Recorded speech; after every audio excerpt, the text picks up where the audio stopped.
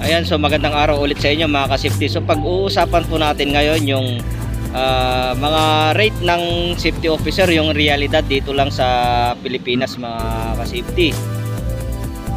Alam nyo po sa pag-search ko sa mga Jobstreet, LinkedIn, Indeed, madalas po talaga mga ka-safety napakababa po ng offer ng safety.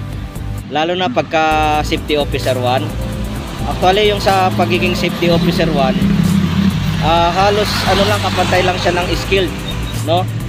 Mas mahirap po pagka sa probinsya po kasi provincial rate po 'yan. Sa provincial rate nasa 450 to 600 depende po 'yan sa ng probinsya, no? Yan po yung para sa safety officer 1. Sa pagiging safety officer 2, umaabot yan nasa pagka provincial rate nasa 13 to 22,000 mga ka-safety. Yan po yung laging nakikita ko sa mga sa online website, no, pagka nagre-research ako sa mga application. Pagdating naman po sa pagiging safety officer 3, yung hindi pa po practitioner pero safety officer 3 siya, nasa 20 hanggang 35,000 depende po yan sa kumpanya na pinapasukan nyo.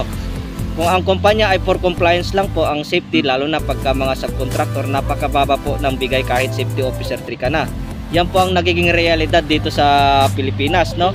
Kaya minsan yung ibang safety officer dala ng kahirapan, pinapatos na nila yung ganong salary ng pagiging safety officer 3, lalo na mga safety officer 3 na papatusin 20,000, 22.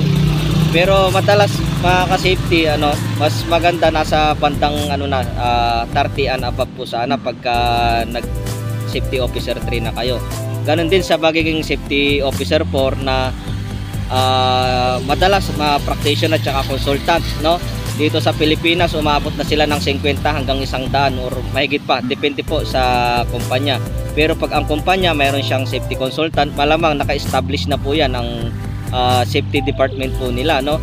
Naka-implement na po talaga yung safety program. Unlike sa mga wala pang consultant, walang practitioner, pero meron silang safety pero safety officer to pa, no?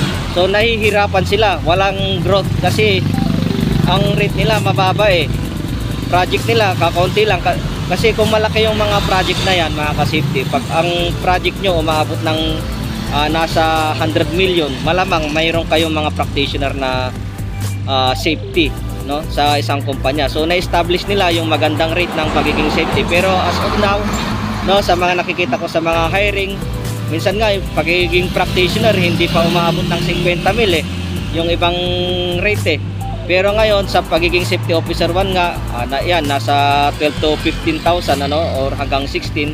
Tapos sa safety officer 2 nasa 16 to 22,000, no. Merong iba umabot ng 24 pagka maganda yung departamento ng nilang ng safety.